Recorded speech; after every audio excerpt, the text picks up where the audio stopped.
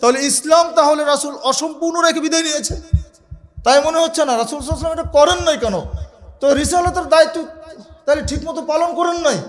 কিয়ামত পর্যন্ত একটি দল হকের উপরে দৃঢ় থাকবে, পরিত্যাগকারীরা, ষড়যন্ত্রকারীরা তাদের কোনো ক্ষতি করতে পারবে না।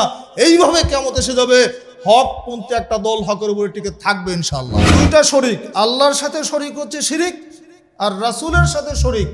রাসূল বলেন না, তার বিপরীত যেটা করা, এটার নাম হচ্ছে কি? বিদআত। বিদআতের এক নম্বর ক্ষতি হচ্ছে বিদআত সুন্নাতকে হত্যা করে দেয়। আল্লাহ সুবহানাহু ওয়া তাআলা জিকির করতে বললেন কি? মনে মনে, গোপনে, বিনয়ের সাথে। আর আমরা করে চিৎকার করে, চেঁচামেচি করে। তাহলে এখানে সুন্নাত আছে কি? এই যে তরিকা, এটার নাম হচ্ছে বিদআত। যদি আপনি এমন কোনো আমল করেন যার কোনো সারি ভিত্তি নেই, যার কোনো দলিল খুঁজে পাবেন না, হাসরের ময়দানে আপনার অবস্থাটা কি হবে? আহলে হাদিস আন্দোলন বাংলাদেশ, আসুন পবিত্র কুরআন ও সহিহ হাদিসের আলোকে জীবন গড়ি। আসসালামু আলাইকুম ওয়া রাহমাতুল্লাহি ওয়া বারাকাতুহু। ইন্নাল হামদালিল্লাহি ওয়াহদা والصلاة والسلام على من لا نبي بعده أما بعد فأعوذ بالله من الشيطان الرجيم وما آتاكم الرسول فخذوه وما نهاكم عنه فانتهوا واتقوا الله إن الله شديد العقاب. عن عائشة رضي الله عنها أن رسول الله صلى الله عليه وسلم قال من عمل عملا ليس عليه أمرنا فهو رد. رواه مسلم.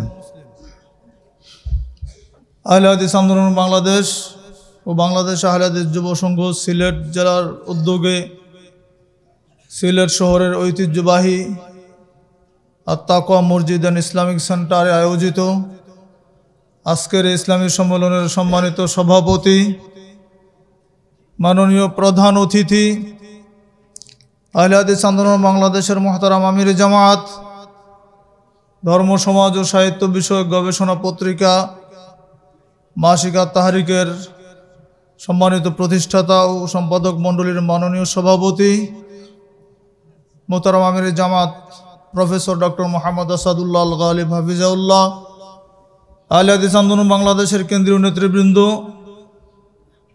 আমন্ত্রিত অতিথিবৃন্দ, ওলামায়ে কেরাম,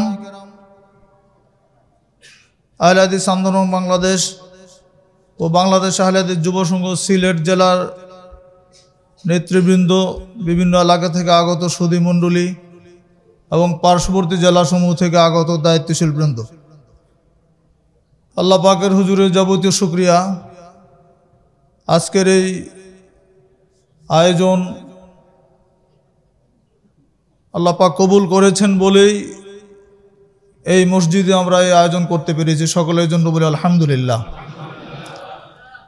আহলে হাদিস আন্দোলন এর দাওয়াত, এই দাওয়াত নিঃসন্দেহে কুসুমাস্তীর্ণ কোনো দাওয়াত নয়। এই দাওয়াতের পথটা হচ্ছে কণ্টকাকীর্ণ। এই দাওয়াতের পথে কাটা আছে। এই দাওয়াত খুব সহজে মানুষ মেনে নেবে, কথা কি ঠিক? অবশ্যই প্রতিবন্ধকতা আসবে, বাধা আসবে। যার বাস্তব ফসল হচ্ছে আজকের এই আয়োজন। যে আয়োজন করার কথা ছিল আমাদের আলিয়া মাদ্রাসা ময়দানে, সেখানের আয়োজন হয়েছে আমাদের এই মসজিদে। এটা আল্লাহ পাকের ফয়সালা। কিন্তু যারা আমাদেরকে সেখানে করতে দেননি, তারা কি নেকির কাজ করেছেন? আপনারা বলুন, তাদের আমল নামায় খুব সুন্দর হয়েছে? নাম তো সুন্দর, ইমাম ওলামা পরিষদের নাম, খুব সুন্দর নাম। নাম দেখে তো মানে যে কেউ ভালো বলবেন, কিন্তু কাজটা যে কত জঘন্য করেছেন, কত অন্যায় করেছেন, এটা তারা বুঝতে পারবেন হাসরের মাঠে গেলে। ইকরা কিতাবাকা কাফা বিনাফসিকা আল-ইয়াওমা আলাইকা হাসিবা। যেদিন আল্লাহ সুবহানাহু ওয়া তাআলা আমলনামা হাতে দিয়ে বলবেন, পড়ো তোমার আমলনামা, আজকে তোমার আমলনামা পড়ার জন্য তুমি যথেষ্ট। সেদিন তারা তাদের আমলনামায় দেখবে যে আমরা 4 জানুয়ারি 2025 সালে হক একটি দাওয়াত, আহলে হাদিস আন্দোলনের দাওয়াতকে আমরা বাধা দিয়েছিলাম, তাদেরকে কোরআন এবং সহিহ হাদিসের কথা বলতে দেই নাই। এটা কত ধরনের, মানে কি পরিমাণ পাপ, কত বড় ধরনের অপরাধ তারা করেছে, সেইটা তারা সেদিন দেখবে ইনশাল্লাহ, ঠিক না? আমরা শুধু বলতে চাই যে যারা এখনও এই ধরনের পথ অবলম্বন করে এদেশে বেঁচে থাকতে চান, দাওয়াত দিতে চান, এই দিন আর বেশি দিন টিকবে না ইনশাআল্লাহ। কারণ আবু জেহেলের পরাজয় ঘটবেই, কারুন, হামান, ফেরাউনদের পরাজয় ঘটেছে না? জয়লাভ করে কারা? যারা হকপন্থী তারাই। কারণ ইতিহাস যুগে যুগে মানে ইব্রাহিম আলাইহিস সালামের নাম স্মরণ করে কিন্তু ফেরাউনের নাম স্মরণ করে না, মুসার নাম স্মরণ করে ফেরাউনের নাম স্মরণ করে না, নমরুদের নাম স্মরণ করে না, ইব্রাহিমের নাম স্মরণ করে। ইব্রাহিমরা যুগ যুগ ধরে অমর, কিন্তু নমরুদরা ইতিহাসের আস্থা করে নিক্ষিপ্ত হয়েছে। সেই আজকেও যারা এই হক আন্দোলনকে বাধাগ্রস্ত করার জন্য যে সমস্ত আলেম ওলামারা, দাড়ি টুপিওয়ালারা যারা এই ধরনের ন্যাক্কারজনক কাজ করছেন বা ন্যাক্কারজনক ভূমিকা পালন করেছেন, তারা নিঃসন্দেহে কারুন, নমরুদ এবং ফেরাউনের, আমরা বলবো কিছু, তাদের দোসর বলা যায়। ওইভাবে নাই বললাম, কিন্তু তারা যে কাজগুলো করেছিলেন, আবু জেহেলরা যে কাজগুলো করেছিলেন, ঠিক একই কাজ এই জামানায় এসে আমাদের নামদারে মুসলমানরা করছেন। তাহলে তাদের আর এই এখনকার জামানার এই মানুষদের মধ্যে পার্থক্য কি? কোনো পার্থক্য আছে? কোনো পার্থক্য নেই। আমরা তাদের হেদায়েত কামনা করি, হেদায়েত কামনা করি। মুসলিম, আমরা সকলে মুসলমান। আর মুসলমানদের মধ্যে আমাদের পরিচয় হচ্ছে আমরা আহলুল হাদিস। আমরা, এটা আমাদের বৈশিষ্ট্যগত পরিচয় যে আমরা পবিত্র কোরআন এবং সহিহ হাদিসের অনুসারী, আর তারা শিরিক বিদআতের অনুসারী। এটাই পার্থক্য। বন্ধুরা আমার, যে আয়াতে কারিমে তিলাওয়াত করেছি, আয়াতকে কেন্দ্র করে আমি আবার সংক্ষিপ্ত বক্তব্য পেশ করবো ইনশাআল্লাহ। নির্ধারিত সময়ের মধ্যে আমরা আলোচনা শেষ করবো ইনশাআল্লাহ। ওমা তৌফিক ইল্লা বিল্লাহ, আলাইহি তাওয়াক্কালতু ইলাইহি উনীব। আল্লাহ সুবহানাহু ওয়া তাআলা সূরা হাশরের 7 নম্বর আয়াতে বলছেন, ওমা আতাকুমুর রাসূলু ফাখুযুহু ওমা নাহাকুম আনহু ফান্তাহু। আমার রসুল তোমাদেরকে যা দেন তা গ্রহণ করো, আর যা নিষেধ করেন তা বর্জন করো। ওয়াত্তাকুল্লাহ, আর আল্লাহকে ভয় করো। ইন্নাল্লাহ শাদীদুল ইকাব, নিশ্চয় আল্লাহ সুবহানাহু ওয়া তাআলা শাস্তি প্রদানে অত্যন্ত কঠোর। এই আয়াত থেকে বোঝা যাচ্ছে রাসূল সাল্লাল্লাহু আলাইহি সাল্লাম আমাদেরকে যা দেন তা গ্রহণ করতে হবে, যা নিষেধ করেন তা বর্জন করতে হবে। আচ্ছা, 4 মাযহাব কি রসুল দিয়েছেন? বলুন তো। এবং রাসূল সাল্লাল্লাহু আলাইহি সাল্লাম বলেছেন যে এই 4টির মধ্যে এটা শ্রেষ্ঠ মাযহাব, এটা মানতে হবে, বলেন তো। রাসূল সাল্লাল্লাহু আলাইহি সাল্লাম যেটা দেন না, এটার জন্য পাগল হওয়ার কোনো সুযোগ নেই। রাসূল আমাদের সামগ্রিক জীবনে যত কর্ম আমাদের আছে, সবগুলোকে আমাদের রাসূল সাল্লাল্লাহু আলাইহি ওয়াসাল্লামের আদর্শের সাথে মিলাতে হবে। যদি তার আদর্শের সাথে না মিলে, তাহলে সেটা কোনোদিন হক নয়, এটা হচ্ছে বাতিল। মা আয়েশা রাদিয়াল্লাহু আনহা বলছেন, রাসূলুল্লাহ সাল্লাল্লাহু আলাইহি ওয়াসাল্লাম বলেছেন, মান আমিলা আমালান লাইসা আলাইহি আমরুনা ফাহুয়া রাদ্দুন। কেউ যদি এমন কোনো আমল করে যে আমলের মধ্যে আমার কোনো নির্দেশ নেই, ফাহুয়া রাদ্দুন, এটা বাতিল। তার জীবনে যদি কোনো একটি আমল এমন হয় যে আমল আমি করতে বলি নাই, আমি করি নাই, আমি করার জন্য অনুমতি দেই নাই, এরকম কোনো আমল করলে সেটা বাতিল হয়ে যাবে। সে আমলটা করে কোনো ফায়দা হবে না, কোনো লাভ হবে না। রাসূল সাল্লাল্লাহু আলাইহি ওয়াসাল্লাম আমল করেন না, এরকম কোনো আমল কি আমাদের সমাজে আছে? আছে না? বহু আছে। বাংলাদেশটা হচ্ছে শিরিক বিদআতের অভয়ারণ্য। তার মধ্যে সিলেট এবং চিটাগাংটা হচ্ছে মূল কেন্দ্রবিন্দু বাংলাদেশের। কারণ যে লোকটা মসজিদ সালাত আদায় করছে, মসজিদ থেকে বের হয়ে গিয়ে মাজারে সিজদা করছে না? বলেন তো, মাজারে সিজদা করলে কি হয়? শিরিক হয়। তাহলে আল্লাহর যেই উন্নত কপাল, আল্লাহর কাছে অবনত হওয়ার কথা, আল্লাহর কাছে অবনত হলো, বের হয়ে গিয়ে আবার মাজারের কাছে অবনত হলো। তা আল্লাহর সাথে শিরিক করলে শিরক আল্লাহ ক্ষমা করবেন? তাহলে শিরিকটা হয় কার সাথে? আল্লাহর সাথে। বিদআত হয় কার সাথে? কার? রাসূলের সাথে। তাহলে বিদআতটা হচ্ছে সুন্নাতের বিপরীত, যেটা হচ্ছে বিদআত। তাহলে দুইটা শরিক, আল্লাহর সাথে শরিক হচ্ছে শিরিক, আর রাসূলের সাথে শরিক। রাসূল বলেন না, তার বিপরীত যেটা করা, এটার নাম হচ্ছে কি? বিদআত। এই আমলটা যত সুন্দরী হোক, যত ভালো হোক, যত নেকির জন্য হোক, এটা হচ্ছে বিদআত। আমরা অনেকে বিদাতে বুঝি না। বিদাতের অর্থ কি? আল বিদআতু হিয়া কুল্লু মা আহদাসা আলা গায়রি মিসালিন সাবিক, এমন নতুন কোনো আমল চালু করা, নতুন কর্ম যার কোনো পূর্ব দৃষ্টান্ত নেই। রাসূল করিম সাল্লাল্লাহু আলাইহি সাল্লাম করেছেন, তার সাহাবীরা করেছেন, এইরকম কোনো দলিল পাওয়া যায় না যে আমলের, এটার নাম হচ্ছে বিদআত। আল বিদআতু হিয়া জিদ্দু সুন্নাহ, সুন্নাতের বিপরীতটার নাম হচ্ছে বিদআত। তো রসুলের জামানায় ছিল না এরকম বিদআত। যদি লঘুবি অর্থে আবিধানিক দৃষ্টিকোণ থেকে দেখি তাহলে কিন্তু অনেক কিছু বিদআত পাওয়া যাবে। এই মাইকটা বিদআত, ইলেকট্রিসিটি বিদআত, ফ্যান বিদআত, এগুলো রাসূলের জামানায় ছিল?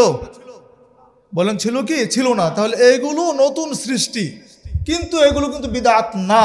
কারণ বিদআতের শারঈ যে ব্যাখ্যা সেইটা কিন্তু এটা না।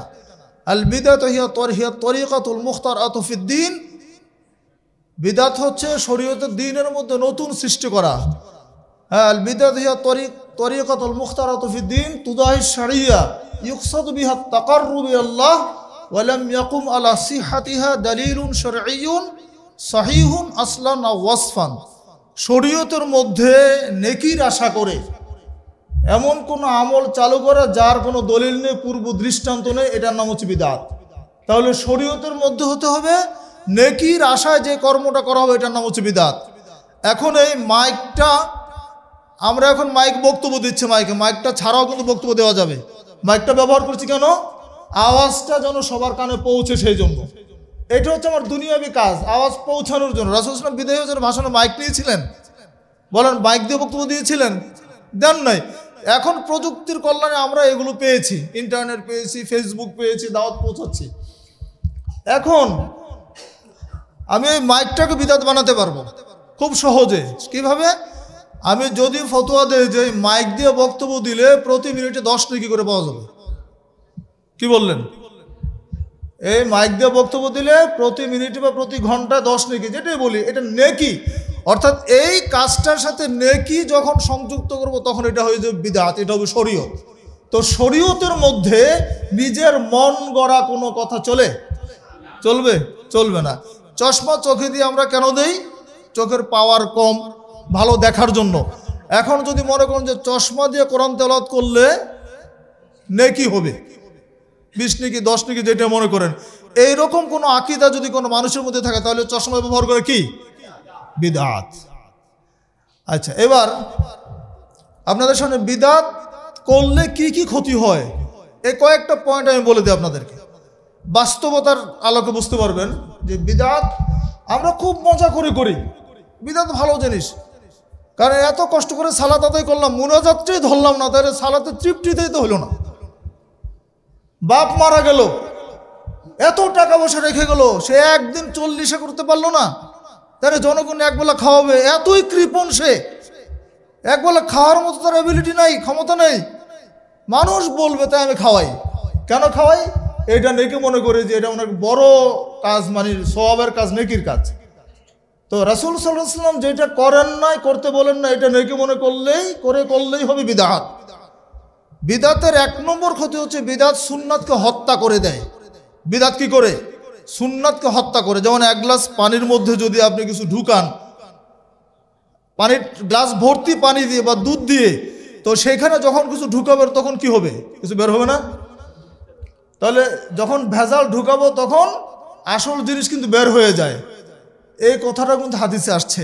হাসান বিন আতিয়া বলছেন, এই হাদিসটা মিশকাতে পাবেন, দারিমের হাদিস 188 নম্বর হাদিস, মাবতাদা কওমুন বিদআতান ফি দীনিহিম ইল্লা নাযাল্লাহু মিন সুন্নাতিহিম মাসালান সুম্মা লা ইউঈদুহা ইলাইহিম ইলা ইয়াউমিল কিয়ামা। হাসান বলছেন যে কোন কওম যদি তার শরীয়তের মধ্যে, দ্বীনের মধ্যে নতুন কিছু সৃষ্টি করে, ঠিক যেই পরিমাণ তারা নতুন আবিষ্কার করবে, চালু করবে, সেই পরিমাণ সুন্নাত তাদের কাছ থেকে বিদায় নেবে, সুন্নাত আল্লাহ তাদের কাছ থেকে ছিনিয়ে নেবেন। সুম্মা লা ইউঈদুহা ইলাইহিম ইলা ইয়াউমিল কিয়ামা, কিয়ামত পর্যন্ত আর এটা তার কাছে ফিরে আসবে না। আচ্ছা, উদাহরণ দেয় বাস্তবে। ধরেন আমরা ফরজ সালাতের পরে আমাদের দেশের রেওয়াজ হচ্ছে 2 হাত তুলে মোনাজাত করা, তাই তো? কারণ প্রত্যেকটা মসজিদে, হানাফি মসজিদগুলোতে মোনাজাত হবেই, অনেক আহলে হাদিস মসজিদও হয়।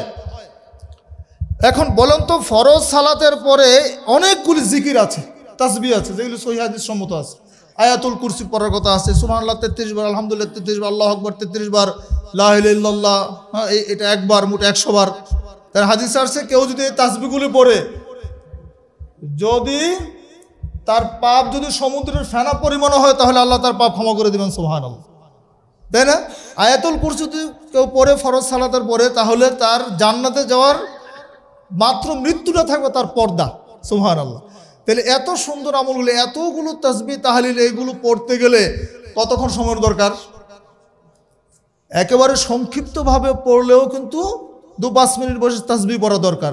কিন্তু আমাদের দেশে কি হয়, সালামের পর সাথে সাথেই কি বলে মুনাজাত ধরে, বিহাক্কা লা ইলাহা ইল্লাল্লাহ সর্বশেষ, অথবা বিরহমাতিকা ইয়া আরহামার রাহিমিন। তাহলে এখন বলে মুক্তাদিদেরকে বিদায় করে দিলাম, তোমাদের ছুটি। তাহলে এতগুলো সুন্নাতি আমল এখানে কি করলাম? হত্যা করলাম।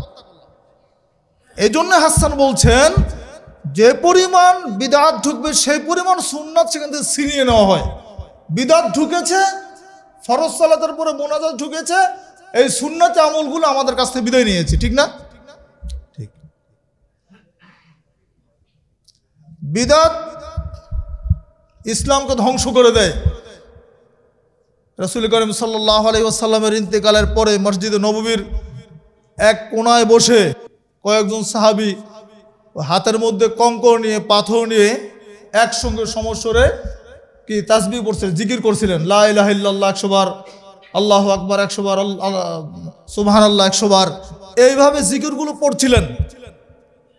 তো এই দৃশ্যটা থেকে গোল আকৃতি করে হালকার মতো বসে তারা এইভাবে একটা একটা করে পাথর নিচ্ছেন, এইভাবে তাসবিহ পড়ছেন জোরে জোরে। তো এই দৃশ্য দেখলেন সাহাবী আব্দুল্লাহ ইবনে মাসউদ রাদিয়াল্লাহু আনহু। আব্দুল্লাহ ইবনে মাসউদ রাদিয়াল্লাহু আনহু তাদেরকে দেখে, আপনি বলবেন যে ভালো কাজে মসজিদে নববীতে বসে তাসবিহগুলো পড়ছে, নেকির কাজ করছে, তার অসুবিধা কোথায়? কিন্তু আব্দুল্লাহ ইবনে মাসউদ রাদিয়াল্লাহু আনহু মানে এই দৃশ্য দেখে, এইভাবে তাসবিহ পড়া দেখে তিনি বরদাস্ত করতে পারলেন না, ধমক লাগিয়ে দিলেন, ওয়াই হাকুম ইয়া উম্মাত মুহাম্মদ মা আসরা হালাকাতাকুম, নিপাত যাও হে মুহাম্মদের উম্মতগণ, এতই দ্রুত তোমাদের ধ্বংস এসে গেল। তিনি এটা সহ্য না করে তাদেরকে ধমক দিলেন। তখন তারা বলল, ওয়াল্লাহি ইয়া আবা আব্দুর রহমান মা আরাদনা ইল্লাল খাইর, হে আবু আব্দুর রহমান, আমরা তো এর মাধ্যমে কল্যাণ কামনা করছি, অকল্যাণ তো আমাদের নেই। আমরা তো সুবহানাল্লাহ বলছি, আলহামদুলিল্লাহ বলছি, লা ইলাহা ইল্লাল্লাহ বলছি, অসুবিধা কোথায়? তখন আব্দুল্লাহ ইবনে মাসউদ বললেন, কাম মিন মুরিদিন লিল খাইরি লা ইউসিবাহু, অনেক নেকির প্রত্যাশী আছে যারা সেই নেকি পায় না। নেকির আশা করতে পারো তুমি ঠিকই, কিন্তু তুমি নেকি পাবে না, কারণ তোমার এই তরিকাটা ভুল। কারণ রাসূল সাল্লাল্লাহু আলাইহি ওয়াসাল্লাম বলছেন, ইন্না কওমান ইয়াকরাউনাল কুরআন লা ইউজাবিজু হানাজিরাহুম তারাকিমাহুম, দুই জায়গা আসছে। অনেক কওম যারা কোরআন পড়বে কিন্তু কোরআন তাদের কণ্ঠনালীর ভিতরে ঢুকবে না, কোরআন পড়বে কিন্তু কোরআনের মর্ম বুঝতে পারবে না।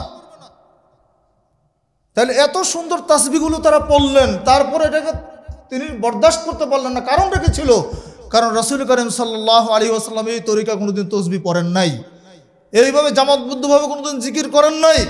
এবং আল্লাহ সুবহানাহু ওয়া তাআলা কোরআন মাজিদে সূরা আরাফের 205 নম্বর আয়াত এবং একই সূরার আয়াত নম্বর 55, দুই জায়গায় আয়াতগুলো খুলে দেখেন, স্পষ্ট বলে দিয়েছেন, দুনাল জাহরা বিনাল কাউল, তোমার জিকির যেন তোমার কথা দিয়ে প্রকাশ না পায়। আল্লাহ সুবহানাহু ওয়া তাআলা জিকির করতে বললেন কি? মনে মনে, গোপনে, বিনয়ের সাথে। আর আমরা করে চিৎকার করে, চেঁচামেচি করে। তাহলে এখানে সুন্নাত নেই, আছে কি? এই যে তরিকা, এটার নাম হচ্ছে বিদআত। রাসূলুল্লাহ সাল্লাল্লাহু আলাইহি ওয়াসাল্লামের তরিকার বাইরে আপনার যত আমল সুন্দর হোক, ওই আমল করে কিয়ামত পর্যন্ত আমল করলে জান্নাত পাওয়া যাবে না।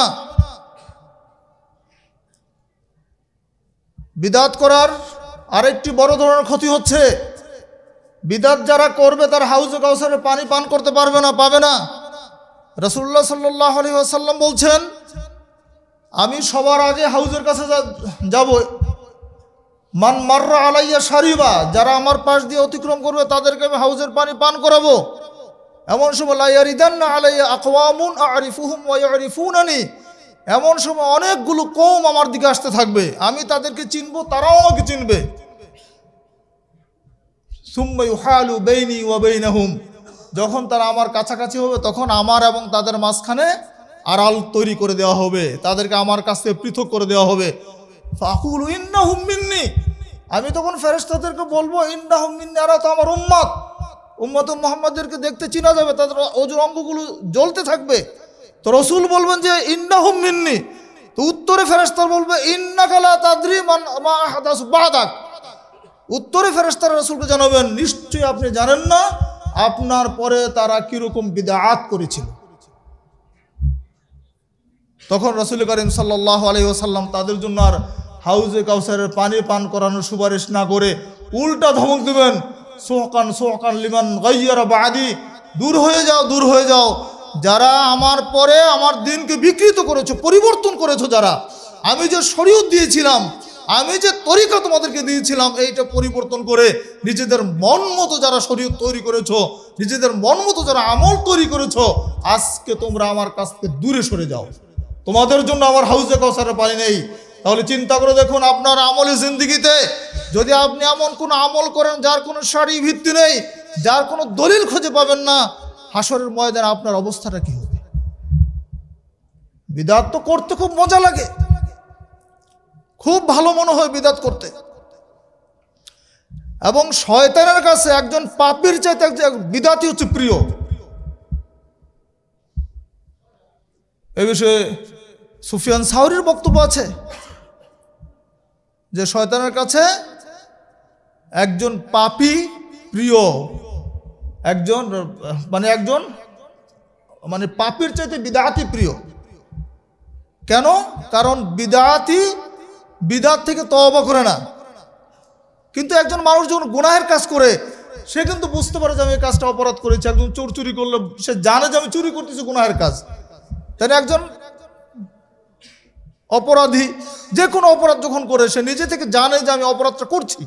যে কোনো সময় আল্লাহ সুবহানাহু ওয়া তাআলা তাকে হেদায়েত দিলে সে ফিরে আসার তার সুযোগ আছে, কিন্তু বিদআতি বিদআত থেকে ফিরে আসবে না, কারণ সে এইটাকে নেকির কাজ মনে করেই করছে। একজন মাজার পূজারী মাজার থেকে ফিরে আসবে না, সে এটাকে নেকির কাজ করে মনে করে করছে। একজন মুশরিক সে শিরিক করছে প্রতিনিয়ত, তার কাছে মনে হচ্ছে এটাই ঠিক, তো ঠিক মনে করে করার কারণে সে এখান থেকে ফিরে আসবে না। এটাই হচ্ছে বিদআতের সবচাইতে মারাত্মক একটা কুফল। আর ইমাম মালিক রাহিমাহুল্লাহ বলছেন ইন্না কুল্লা মা লাম ইয়াকুন আলা আহদি রাসূলিল্লাহ সাল্লাল্লাহু আলাইহি ওয়াসাল্লাম ওয়া আসহাবি দীনান লাম ইয়াকুনিল ইয়াউমা দীনা। বিদআত যারা করে তারা রাসূল সাল্লাল্লাহু আলাইহি ওয়াসাল্লামকে খেয়ানতকারী মনে করে, এটা তাদের আরেকটা জঘন্য কর্ম। কেন?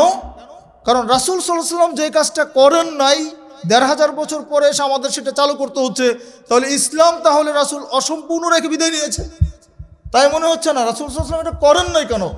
তো রিসালাতের দায়িত্ব তাহলে ঠিকমতো পালন করেন নাই। এই জন্যই ইমাম মালিক বিন আনাস রাহিমাহুল্লাহ বলছেন ইন্না কুল্লা মা লাম ইয়াকুন আলা আহদি রাসূলিল্লাহ সাল্লাল্লাহু আলাইহি ওয়াসাল্লাম, নিশ্চয় যেটা রাসূলের জামানায় ও আসহাবী এবং তার সাহাবীদের জামানায় দিন ছিল না, লাম ইয়াকুনিল ইয়াউমা দীনা, আজকের দিনও সেটা দিন হিসেবে গণ্য হতে পারে না।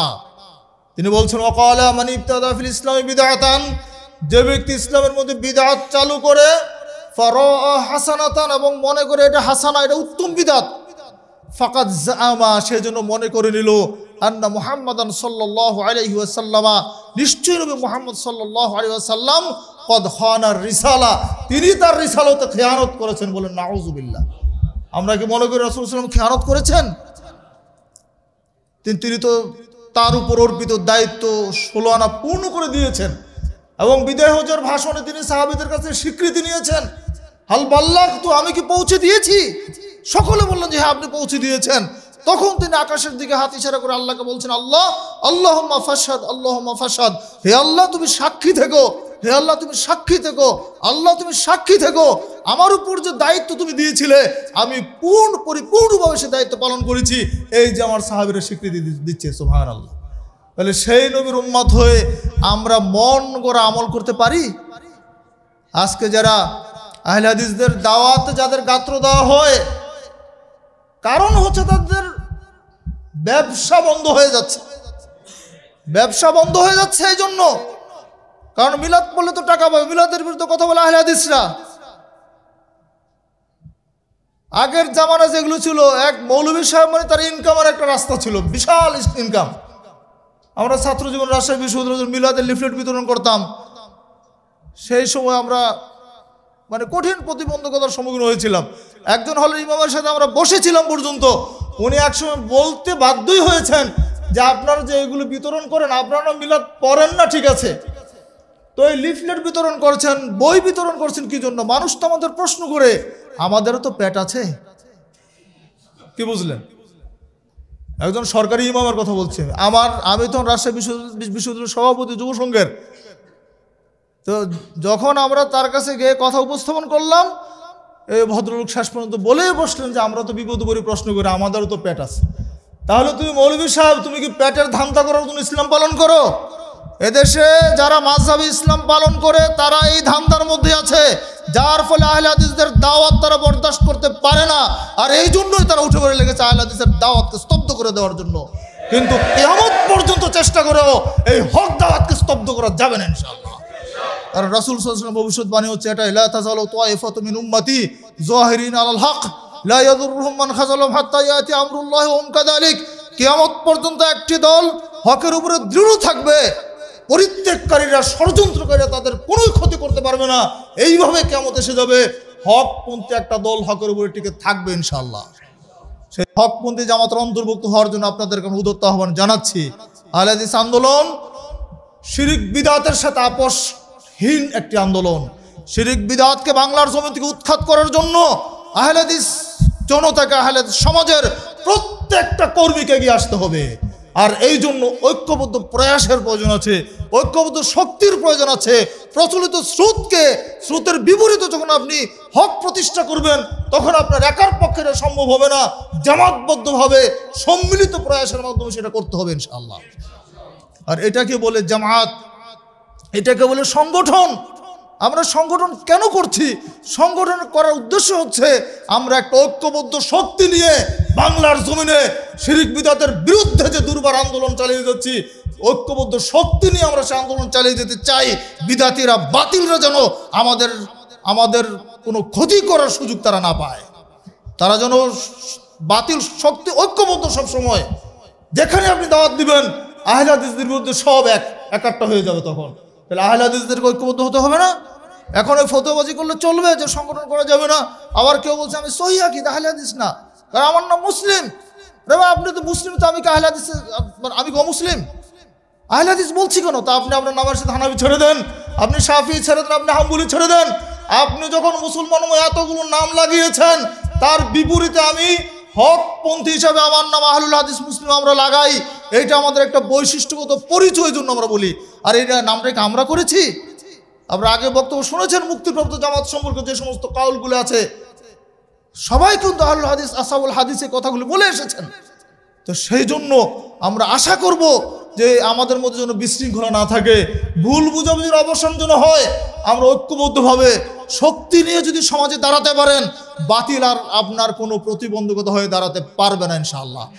যখন আপনি বিচ্ছিন্ন থাকবেন, আপনার মধ্যে বিচ্ছিন্নতা থাকবে, বিভক্তি থাকবে, আপনি ইখতিলাফের মধ্যে পড়ে যাবেন, তখন বাতিলরা মনে করবে যে এরা তো বিভক্ত, কাজে এদের গলা টিপে ধর, এদেরকে ময়দানে বের হতে দেওয়া হবে না, সিলেট শহরে বক্তৃতা করতে দেওয়া হবে না।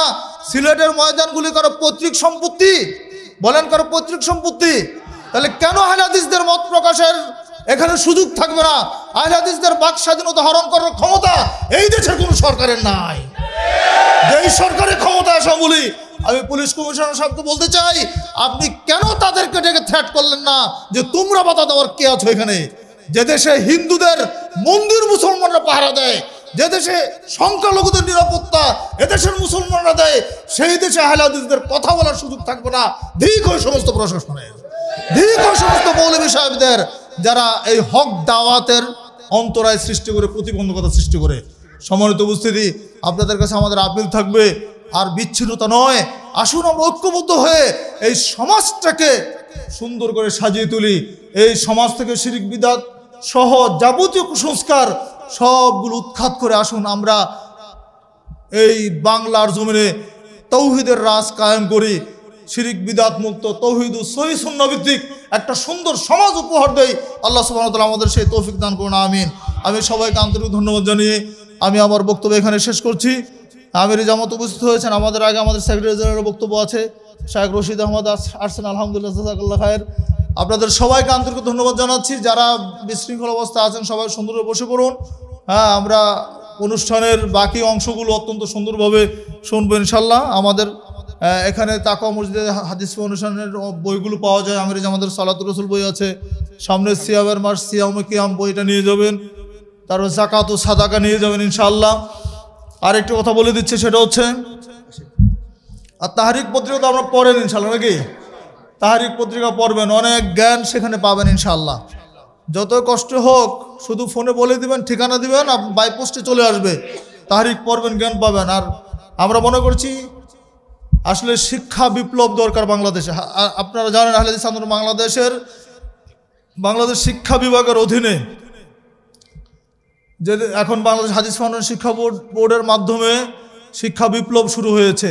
বাংলাদেশে প্রায় 200-এর মতো প্রতিষ্ঠান হাদিস ফাউন্ডেশন শিক্ষা বোর্ডের অধিভুক্ত হয়ে পরিচালিত হচ্ছে, একই সিলেবাস, একই কারিকুলামে। তো এইরকম একটি শিক্ষা প্রতিষ্ঠান কিন্তু এই শহরেও দরকার, সিলেটেও দরকার। আহলে হাদিস আন্দোলন বাংলাদেশ সিলেট জেলা উদ্যোগ নিয়েছে আল মারকাজুল ইসলামী আস সালাফি সিলেট শাখা গঠনের জন্য, মাদ্রাসা প্রতিষ্ঠার জন্য উদ্যোগ নিয়েছে এবং এই লক্ষ্যে কাজও এগিয়ে চলেছে আলহামদুলিল্লাহ। এখানে তাকওয়া মসজিদের মাধ্যমে কাজ চলছে, তাকওয়ার অধীনে একটা প্রতিষ্ঠানও আছে। যত বেশি আহলে হাদিসদের প্রতিষ্ঠান হবে, যত বেশি আহলে হাদিসের মসজিদ হবে, তত বেশি দাওয়াত কি হবে, ছড়িয়ে পড়বে এবং বাতিলরা তত বেশি দুর্বল হয়ে যাবে। এজন্য আমরা মনে করি এই সিলেটে আরও অনেক প্রতিষ্ঠান দরকার। এখানে উম্মুল কোরা মাদ্রাসা আছে, আল কাইয়ুম মাদ্রাসা আছে, অনেকগুলি প্রতিষ্ঠান কিন্তু আলহামদুলিল্লাহ ইতিমধ্যে হয়ে গেছে। তা আমরা আল মারকাজুল ইসলামী সালাফি সিলেটের জন্য আপনাদের কাছে দাবি জানাবো, সবাই এই প্রতিষ্ঠানটা করার জন্য চেষ্টা করবেন ইনশাআল্লাহ। এখানে একটা বড় ধরনের মার্কাজ করার পরিকল্পনা আছে, যেটা রাজশাহীর মার্কাজের আদলে এখানে হবে ইনশাআল্লাহ।